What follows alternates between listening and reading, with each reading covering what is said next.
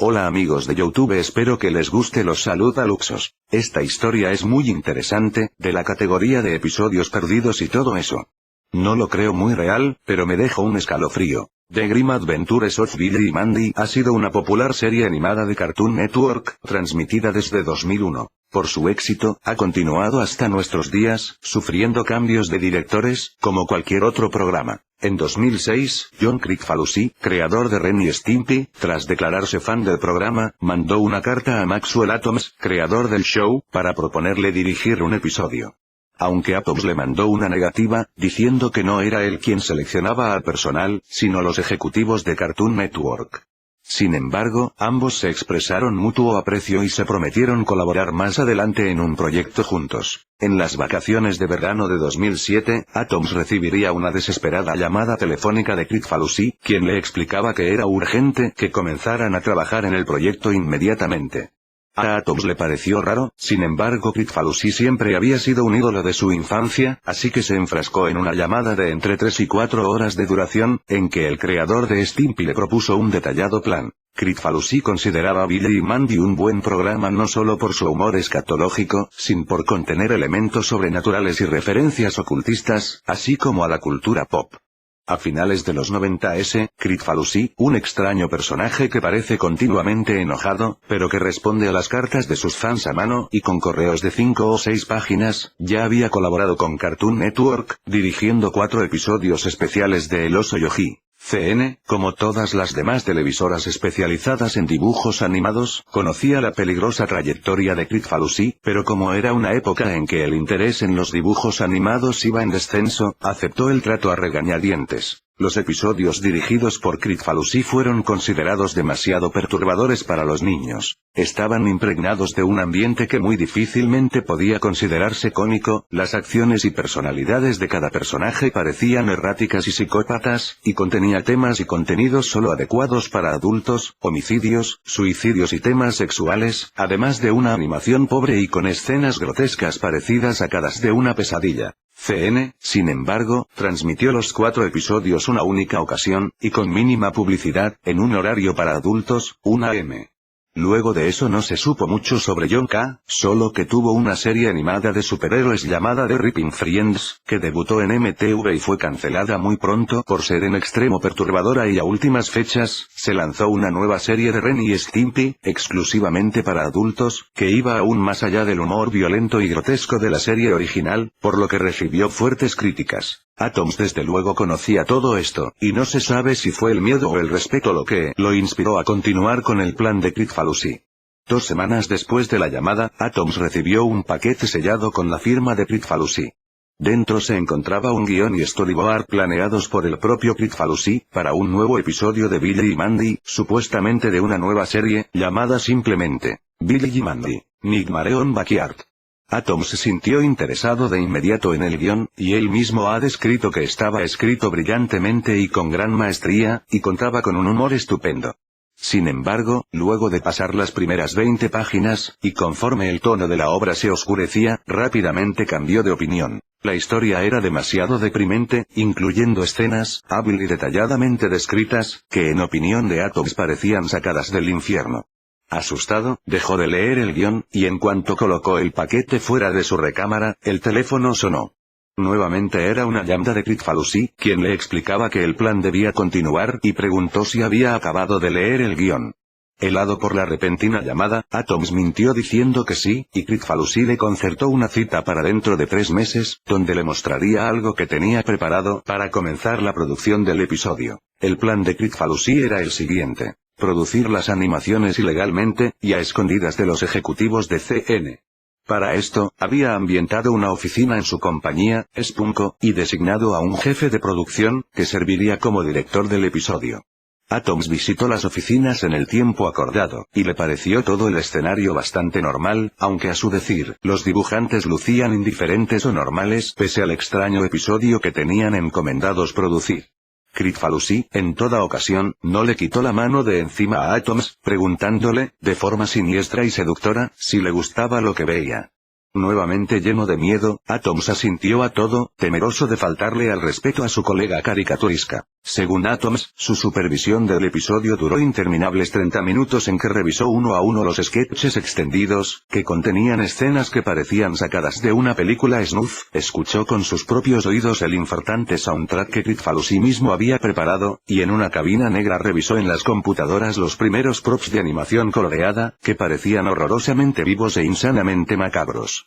El propio Atoms hasta la fecha se pregunta cómo Kricfalusi asignó un presupuesto colosal a una animación que nunca iba a salir al público. Luego de su visita a Spunko, Maxwell Atoms decidió retirarse del show, y sufrió de insomnio durante aproximadamente 3 meses luego de esta. En sus pesadillas veía repetirse las animaciones infinitamente, y había desarrollado una paranoia a recibir una nueva llamada de Kricfalusi, por lo que desconectó todos los teléfonos de su casa y pasaba al aire libre tanto tiempo como le era posible.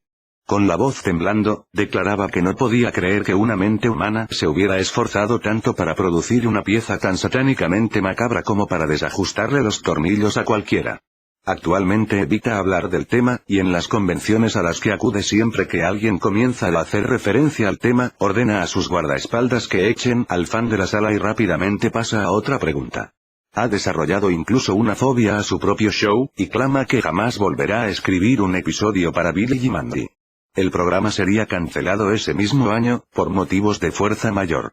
Por medio de su Twitter, Kricfalusi anunció a principios de 2009 que tenía preparado para los fans un secreto oscuro que estaba listo y cocinado en su website, con lo que se dio a entender que el episodio finalmente había concluido producción. Se dice que el capítulo está escondida en una dirección oculta en el sitio web de Spunko, para evitar que sea encontrado por los ejecutivos de CN y evitar una demanda.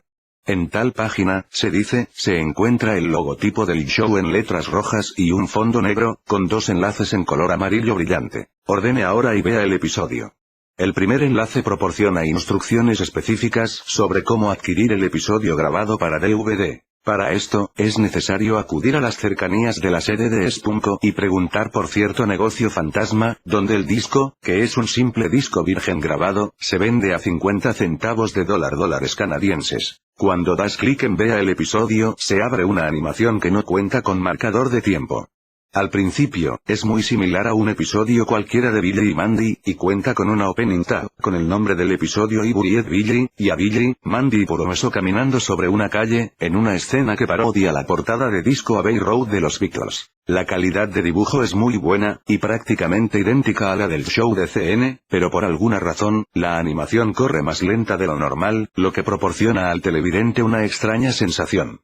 La acción comienza en el pórtico de Billy, donde Puromeso, Mandy y Billy discuten sobre el inicio de clases. Las voces de los personajes obviamente no son las de los actores originales. En vez de eso, al parecer se encuentran doblados por John Kricfalusi y una mujer no identificada.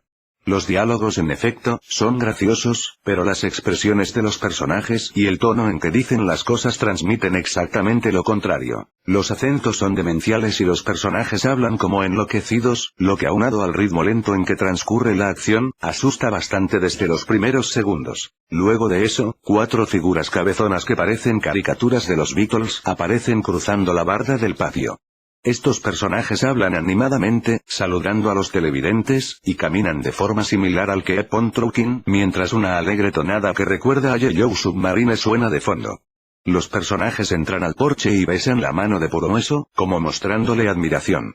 Billy y Mandy preguntan algo. A partir de ese momento, nuestro informante tenía tan crispados los nervios que decidió apagar el sonido, y en ese instante, el Beatle parecido a Paul McCartney se arranca la piel y queda desollado vivo, en una toma quieta similar a las de Ren y Stimpy, pero grotesca y detalladamente animada. El personaje chisporrotea sangre y los ojos, saltones y desorbitados, parecen gotear pus, mientras al fondo parpadea una pantalla roja insoportable, durante retorciéndose más de 2 minutos. Ahora Puromeso tiene una sonrisa totalmente diabólica. Él y los demás Beatles rodean a Billy y Mandy, quienes lucen preocupados.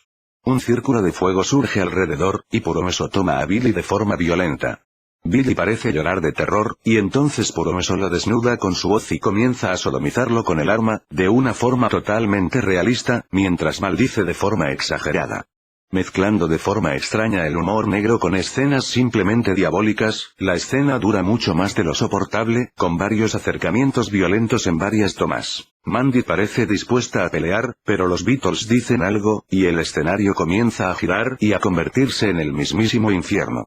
Escenas desquiciadas de cadáveres, dibujadas de forma bastante rápida, demonios y escenas de tortura se alternan en la escena. Los Beatles restantes se transforman en bestias mutantes de formas terroríficas. Poromeso parte a Mandy por la mitad con su guadaña, desnuda el cadáver y la sodomiza una y otra vez, ahora con un rostro de oscuro placer, en medio de escenas parpadeantes, para terminar eyaculando borbotones de sangre de Mandy, mientras el cadáver de esta explota, arrojando sus vísceras por todas partes. La persona que, asegura, vio el video, no puede contar mucho más después de eso, pues asegura que se encontraba demasiado alarmado, y no recuerda qué hizo para distraerse, o si simplemente cerró los ojos, pero asegura que hay cosas que no quiere recordar del video. Pero parece que luego de eso comienza una especie de escena de aventura, con Billy y Mandy vivos de nuevo, aunque todavía desmembrados y seriamente lesionados, enfrentando a alguna cosa en el infierno, incluyendo escenas de distintos demonios, muy originalmente diseñados, efectuando varias acciones maniáticamente animadas. La escena corta al negro durante unos 5 segundos, y gradualmente se comienza a encender la luz.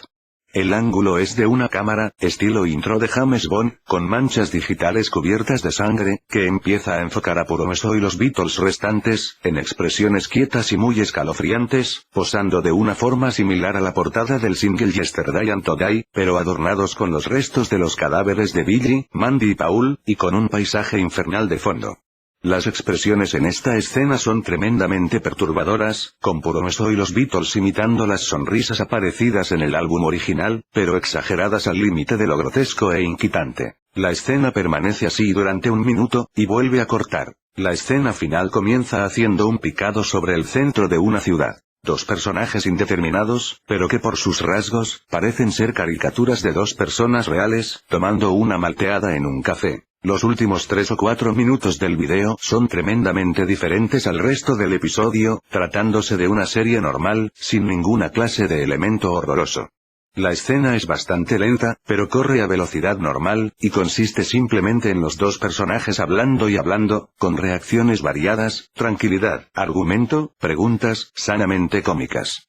El televidente volvió a subir el volumen, pero no alcanzó a escuchar gran cosa. Al parecer los personajes discuten sobre caricaturas y hablan citando varias frases de canciones de los Beatles. La frase final termina con uno de los personajes diciendo "When Reaper comes to town". Entonces la imagen se cierra con un círculo negro, típico de las caricaturas viejas, y aparece la palabra fin, junto a una caricatura súper deforme del Paul despellejado, todavía muy perturbadora, vestido de ángel, sollozando y murmurando algunas cosas. El programa termina, y aparecen algunos créditos, dirigido por John Kricfalusi y Maxwell Atoms, entre otras cosas, finalizando como si de cualquier show se tratara. Finalmente aparece una pantalla roja de advertencia que dice televidente. El cartoon que acaba de ver ha sido producido contraviniendo las leyes de derechos de autor, su transmisión o posesión está penada por las leyes de Canadá y Estados Unidos, y luego un pantallazo de aproximadamente 2 segundos de duración, con el logo de Spunko y un lema que dice "El to spread the word". En cuanto el video termina, el navegador de internet se cierra automáticamente, y cuando vuelves a abrir las pestañas no se reabren. Si revisas historial e intentas abrir la página, te marca error. Se dice que esta página la cambian de lugar cada vez que alguien accede a ella. La página del video aparece con un marcador de visitante, que para el momento era de 2, y que contiene varios malware capaces de arruinar la seguridad de tu computadora. Pero también hay quien dice que puede aparecer al azar mientras revisas cualquier parte del sitio web de Spunko. Maxwell Atoms teme cualquier nueva llamada de Kricfalusi, se ha mudado de casa y cambiado de número telefónico, pues asegura que el creador de Ren y Stimpy no tenía proyectado un capítulo de Billy y Mandy. Backyards Nightmares sino 6 de ellos.